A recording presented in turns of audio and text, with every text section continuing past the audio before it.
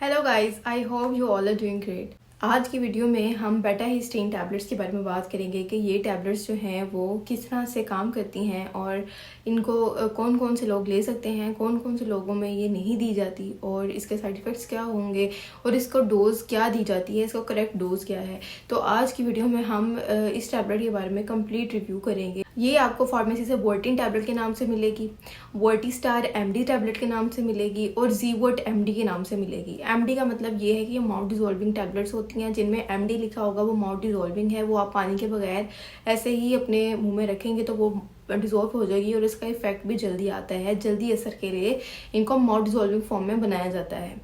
तो ये आपको फार्मेसी से इन नामों से मिलेंगी, लेकिन जो इसका मेन फार्मूला है वो है बेटा हिस्टीन। ठीक हो गया। अब बेटा हिस्टीन जो है ये चक्कर वगैरह को ठीक करने के लिए दी जाती है। जिन पेशेंट्स को बहुत ज़्यादा चक्कर आते हैं और उनको सर में बहुत ज़्यादा ऐसे लगता है कि जैसे हमारा सर घूम रहा है, बाहर की सारा कुछ जो है वो बाहर घूमता हुआ नज़र आता है, ब्लर होने लगता है, तो इस कंडीशन में जो है पेशेंट को बेटा हिस्टीन टैबलेट दी जाती है। ये चक्करों को फौरी ठीक करती है क्योंकि ये माउथ डिजोल्विंग टैबलेट होती है और बहुत जल्दी असर दिखाती है।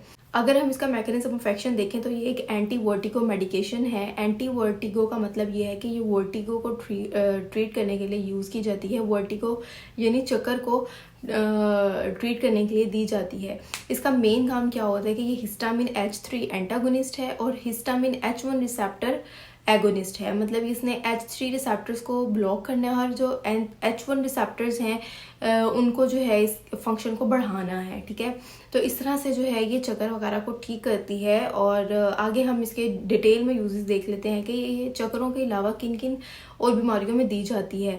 सबसे पहले तो जैसे कि मैंने आपको बताया कि ये एंटी वर्टिगो मेडिकेशन है, तो ये चक्कर वगैरह ठीक करने के लिए दी जाती है। उसके साथ साथ ये टिनाइटिस में दी जाती है।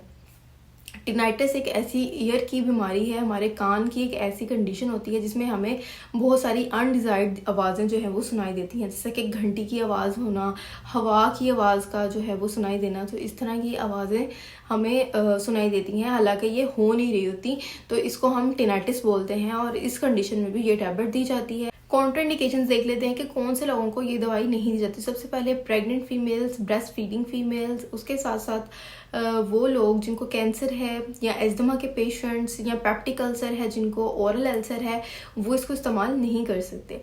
अब हम बात कर लेते हैं इसके डोज की। जो इसका वीडियो का मेन पर्पस है वो ये है कि इसकी डोज हमने जो है वो क्या देनी है। तो एडल्ट में जो है वो इसकी हम 16 mg या 8 mg की जो गोली है वो हम दिन में दो से 3 मरतबा जो है वो दे सकते हैं। ठीक है, लेकिन अगर किसी पेशेंट को 24 mg की गोली प्रिस्क्राइब की गई है तो वो उसको सिर्फ दिन में 2 मरतबा ही ले सकता है, क्योंकि इसका अगर डोज जो है वो 48 mg से ज़्यादा आप ले लेते हैं तो ओवरडोज हो जाने की वजह से आपको साइड इफ़ेक्ट्स हो सकते हैं। तो आपने एक दिन में 48 mg से ज़्यादा इसकी डोज नहीं लेनी और 12 साल से कम बच्चों में भी ये टैबलेट हम नहीं देते। ये दवा कितने दिन तक ले सकते हैं? तो ये दवा हम ज़्यादा से ज़्यादा 10 दिन तक ले सकते हैं, लेकिन काफ़ी ज़्यादा डॉक्टर इसको 3 दिन या 7 दिन के लिए ही प्रिस्क्राइब करते हैं, लेकिन ज़्यादा से ज़्यादा 10 दिन ले सकते हैं, उससे ज़्यादा अरसा हम इसको इस्तेमाल नहीं कर सकते।